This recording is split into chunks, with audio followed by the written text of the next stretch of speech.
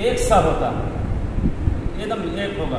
جو آپ کو ٹیسٹ لگے گا وہی ہم کو لگے گا، جو ہم کو لگے گا وہ سب کو لگے گا. جو اس پتیلی کا اس برتن کا بنا ہوا کھائیں گے وہ سب کو ٹیسٹ ایک سا معلوم ہوگا. تو دنیا میں جو ہم اور آپ کھانا بناتے ہیں وہ اس کھانے کا ٹیسٹ سب کے لیے ایک ہوتا ہے، لیکن یہ دنیاوی بنا ہوا کھانا نہیں ہے بلکہ یہ قدرتی بنا ہوا ہے. اب ایک تمثیل مثال دے رہا ہوں. تو یہ موت یہ قدرتی ایک ذائقہ ہے جو سب کے لیے الگ الگ ہے نا. کیوں الگ الگ ہے؟ تو اب یہاں الگ الگ اللہ رب العزت نے جو ہے بندوں کے عمل کے حساب سے رکھا. جیسے اس کے عمل ہوں گے موت کا مزہ اس کو ویسے ہی ملے گا. بدکار ہے تو اس کو کوڑا، نیکوکار ہے تو اس کو اچھا. اب نیکوں میں بھی جو ہے کئی مرتبہ اور رتبہ ہے. شہید ہیں ان کا مرتبہ الگ ہے نا، صلحاء ہیں ان کا رتبہ الگ، غوث اغواث ان کا رتبہ الگ ہے. اس طریقے سے کرتے کرتے کرتے ایک عام مومن پر آ جاتا ہے. تو اب جو ایک عام مومن ہو اور ایک پائے کا مومن ہو، بہترین جو ہے تقوی و طہارت والا ہو، بہترین، تو ظاہر ہے کہ ان دونوں میں بہت فرق ہے. لہذا ان کو موت کا مزہ الگ محسوس ہوگا اور ان کو موت کا مزہ الگ محسوس ہوگا. وہ مسلمان جو گنہگار اور بدکار اور سیاہکار ہیں ان کو موت کا مزہ الگ محسوس ہوگا. وہ اس طرح میں نہیں رہیں کہ جو مزہ شہداء کو ملا تھا کیونکہ وہ بھی مسلمان تھے وہی مزہ وہی لذت ہم کو ملے گی. نہ، یہ عمل کے اعتبار سے جیسا عمل ہوگا کیسے ویسا ہی ہوگا. اس لیے ہمیں اور سب کو چاہیے کہ ہم اپنے عمل کو بہتر سے بہتر بنائیں. اسی لیے دیکھیے جب حضرت امام قاسم رضی اللہ تعالیٰ عنہ سیدنا امام حسن مجتبیٰ رضی اللہ تعالیٰ عنہ کے بیٹے جب میدان کربلا میں جانے کی اجازت لینے کے لیے آئے، اپنے چچا حضرت امام حسین سے کہا کہ چچا جان اب ہمیں اجازت دیجیے کہ میں بھی میدان کربلا میں جاؤں. تو حضرت امام حسین نے کیا فرمایا تھا؟ سوال کیا تھا، بیٹا کربلا میں جانے کے لیے مجھے معلوم نہیں کہ اب تک جو گیا کہ واپس نہیں آیا. اب تو اس قدر بے قرار ہے، تو نے موت کو سمجھا کیا ہے؟ تو حضرت قاسم نے کیا کہا تھا معلوم ہے؟ حضرت امام قاسم نے کہا تھا کہ چچا موت کے تعلق سے آپ ہم سے پوچھ رہے ہیں، موت تو میرے نزدیک شہد سے بھی زیادہ میٹھی ہے. یہ حضرت امام قاسم نے یہ جواب دیا. کیوں؟ اس لیے کہ ان کی ویسی پرورش ہوئی تھی، ان کو اس تقوی و طہارت اور عبادت و طاعت کے ساتھ جو ہے آپ کو پروان چڑھایا تھا کہ ماں باپ نے، کہ ان کا یہ حق تھا کہ وہ یہ کہتے کہ موت میرے نزدیک شہد سے زیادہ میٹھی، اور یقیناً ان کے لیے موت شہد سے زیادہ میٹھی تھی. اسی لیے لیکن اب آپ دیکھو کہ جو ہے موت کے متعلق کتابوں میں آتا ہے کہ بہت سخت ہے، بہت سخت ہے. تو سخت کس کے لیے ہے؟ سخت ان کے لیے ہے جس کے عمل خراب ہے. اس لیے ہمیں اور ہر اس شخص کو چاہیے کہ جو یہ چاہتا ہو کہ موت کے وقت تکلیف نہ ہو اور موت کے وقت جو ہے ہمیں اس کا ذائقہ، اس کی لذت، اس کا ٹیسٹ ہم کو اچھا معلوم ہو، تو ہم اپنے عمل کو بہتر سے بہتر بنانے کی کوشش کریں. جب ہمارا عمل بہتر ہوگا تو یقیناً وہ موت ہمارے لیے بہت لذیذ اور مزیدار ہوگی. اسی لیے اللہ کے محبوبین بندے جو ہوتے ہیں وہ موت کے استقبال کے لیے ہر وقت کھڑے رہتے ہیں. لیکن ہم لوگ موت کا اگر تذکرہ ہو جائے تو بھاگنے کی کوشش کرتے ہیں. ارے یار چل یار کیسی مجلس ہے، یہ تو یہاں تو موت کی باتیں چل رہی ہیں.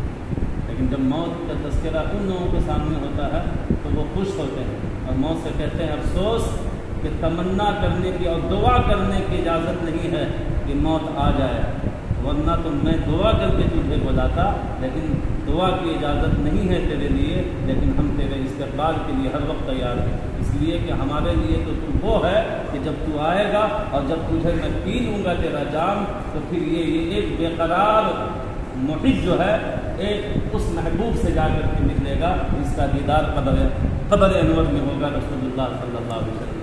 تو یہ وہ لوگ ہوتے ہیں جن کے عمل بہتر اور اچھے ہوتے ہیں، اور یقیناً جس کا عمل بہتر ہوتا ہے. ہم موت سے نہیں ڈرتے ہیں، جب ہم غور کریں گے تو یقیناً ہم لوگ موت سے نہیں ڈرتے ہیں. ہم اپنے کرتوت سے ڈرتے ہیں، اس لیے کہ ہم اپنے آپ کو جان رہے ہیں نا کہ ہم نے کیسے عمل کیا ہے. اس 42 اور 43 سال میں ہم نے کیا کیا ہے یہ ہم بخوبی جان رہے ہیں. آپ نہیں جان رہے، ہم جان رہے ہیں. تو ہم کو معلوم ہے کہ میرے ساتھ کیسی بیتنے والی ہے، اس لیے ہم موت سے نہیں ڈرتے، ہم اپنے کیے ہوئے کرتوت سے ڈرتے ہیں، کبھی اس کا حساب دینا ہوگا۔ لیکن جس نے کرتوت کوئی برا کام نہ کیا ہو، اپنی زندگی اچھی طریقے سے گزارا ہو، تو وہ کیوں نہ ہر وقت موت کا استقبال کرے گا؟ کیوں نہیں وہ موت کو جو ہے کہے گا کہ افسوس کہ تیرے تعلق سے دعا کی اجازت نہیں ہے، ورنہ تو میں دعا کے ذریعے تجھے اپنے پاس بلاتا ہوں۔ تو ہم اب کو چاہیے کہ ہم اپنے عمل کو بہتر سے بہتر بنائیں۔ جب عمل بہتر ہوگا تو موت کی لذت اور موت کا ٹیسٹ ہمیں اچھا معلوم ہوگا۔ اور رسول اللہ ہم کہتے ہیں نا مسلمانوں کو جو ہے موت کے وقت سختی نہیں، کیوں نہیں ہوگی؟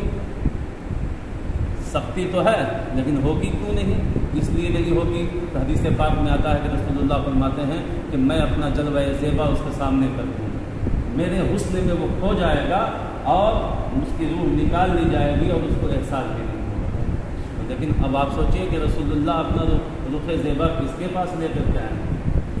جو رسول اللہ کی مخالفت کرے، جو رسول اللہ کے دین کے مطابق اپنی زندگی نہ گزارے، جو رسول اللہ صلی اللہ علیہ وسلم کی طرح اپنا لباس نہ رکھے، جو رسول اللہ صلی اللہ علیہ وسلم کی طرح اپنا چہرہ نہ رکھے، اور وہ اس امید پر رہے کہ رسول اللہ کا رخ زیبا ہمارے سامنے آ جائے گا اور میں بڑی آسانی کے ساتھ چلا جاؤں گا، تو رسول اللہ صلی اللہ علیہ وسلم اپنے رخ زیبا کی زیادت اسی کو اس وقت کرائیں گے جو رسول اللہ صلی اللہ علیہ وسلم کے نقش قدم پر اپنی زندگی کو گزارے ہوا ہوگا۔ ہر آدمی منہ کھلا کر کے اور سینہ چوڑا کر کے نہ رہے۔ ہم تو یہاں بھی دیکھتے ہیں کہ وہ باپ اپنے بیٹے کو نہیں لگاتا جو بیٹا ناہنجار ہوتا ہے۔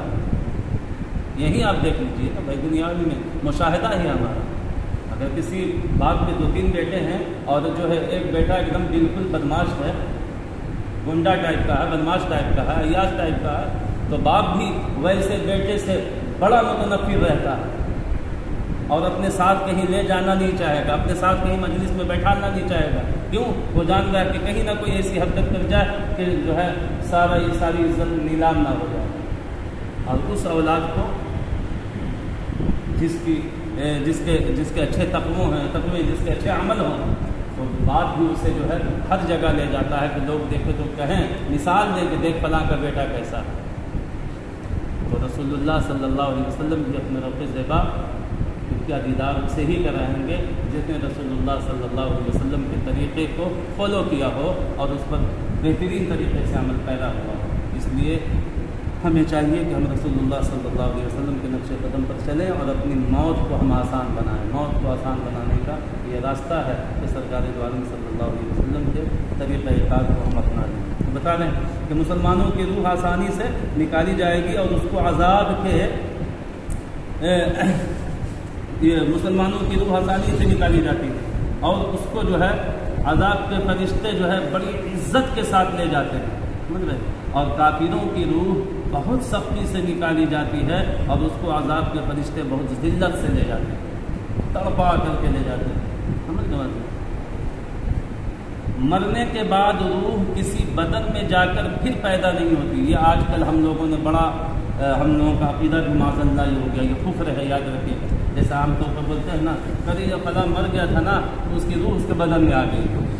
بہت سارے تعویذات والے میرے پاس آتے ہیں، بہت سی ساری عورتیں ہوتی ہیں، بہت سارے مرد ہوتے ہیں، کیا پھر صاحب ارے وہ فلاں کچھ دن پہلے جو ہے نا اس کی سانس مر گئی تھی، وہی نہیں اس کے اندر آ گئی ہے۔ تو اس طریقے کے جو ہے ایسے یہ کفر ہے، یہ صریح کفر ہے۔ ایسا کبھی نہیں کہ کسی کی روح نکلنے کے بعد کسی کے بدن میں جو ہے وہ پرویش کرتے ہیں۔ اسی کو کہتے ہیں اواگون، تناسخ، اسی کا نام ہے۔ اور یہ اسلام نے اس سب طریقے سے منع کیا ہے کہ ایسا عقیدہ رکھنے والا وہ کافر ہے۔ لہٰذا جو ہے کبھی بھی جو ہے اپنے حاشیۂ ذہن میں بھی اس بات کو پیدا نہ کرے کہ جو ہے فلاں کا روح فلاں کے بدن میں معاذ اللہ یہ آ جائے۔ یہ شیطان کی حرکتیں ہوتی ہیں، شیطان کرواتا ایسا ہے کیونکہ آپ کو پتہ ہے کہ شیطان کو اللہ تبارک و تعالیٰ نے جو ہے یہ اختیار دیا ہے کہ وہ جس کی چاہے شکل اختیار کرے۔ تو جب شکل اختیار کرنے کی اجازت دی ہے تو وہ بولی بھی ویسی بول دیتا ہے۔ تو شیطان جب کسی پر غالب آتا ہے تو وہ ان لوگوں کی بولی بول کے اس کے ایمان کو خراب کرتا ہے اور خاندان کا خاندان، بھائی کا بھائی سے، باپ کا بیٹے سے، شوہر کا بیوی سے یہ لڑواتا ہے کہ فلاں نے اسے کہہ دیا تھا۔ اب ہم شیطان کی بات کو مانتے چلے جاتے ہیں۔ تو ایسا نہیں ہے. وہی بتا رہے ہیں کہ روح نکلنے کے بعد، مرنے کے بعد روح کسی دوسرے بدن میں جا کر پھر پیدا نہیں ہوتی، بلکہ قیامت آنے تک عالم برزخ میں وہ رہتی ہے. عالم برزخ میں وہ رہتی ہے. عالم برزخ کیا بتانے کو؟ برزخ دنیا اور آخرت کے درمیان، دنیا اور آخرت کے درمیان ایک اور عالم ہے جس کو برزخ کہتے ہیں. مرنے کے بعد سے قیامت آنے تک تمام انسانوں اور جنوں کو حسب مراتب اسی میں رہنا ہوتا ہے، اسی میں رہنا ہوتا ہے. یہ عالم اس دنیا سے بہت بڑا ہے. عالم برزخ، مرنے کے بعد جہاں روحیں سب کی رہیں گی، وہ عالم جو ہے اس دنیا سے بہت بڑا ہے. کتنا بڑا ہے وہ مثال دے رہے ہیں. اتنا بڑا ہے جیسے اس دنیا کو، سمجھ لیں، جیسے ماں کے پیٹ کو اس دنیا سے نسبت حاصل ہے، ویسے ہی اس دنیا کو آخرت عالم برزخ سے نسبت حاصل ہے. اب ماں کا پیٹ اس دنیا کے سامنے کتنا بڑا ہے؟ اس دنیا کے سامنے جس میں ہم اولاد، کتنا بڑا ہے؟ بہت چھوٹا ہے نا. تو بس بلا تمثیل اسی طریقے سے عالم برزخ جہاں مرنے کے بعد روح سب کی رہے گی، وہ برزخ، اس برزخ کے سامنے یہ دنیا پوری یہ ماں کے پیٹ کی طرح اتنی چھوٹی یہ دنیا ہے جہاں ہم سب لوگ، وہ بتا رہے ہیں مرنے کے بعد سارے لوگوں کی روح حسب مراتب یہ وہیں رہے گی. یہیں سے ہمارا عقیدہ ثابت ہوتا ہے. کیا ثابت ہوتا ہے؟ کہ آپ یہ کہہ رہے ہیں کہ حدیث پاک میں آیا ہے کہ عمل کے اعتبار سے روح کو جگہ ملتی ہے. یہاں تک کہ بعض کے متعلق انہوں نے یہ لکھا ہے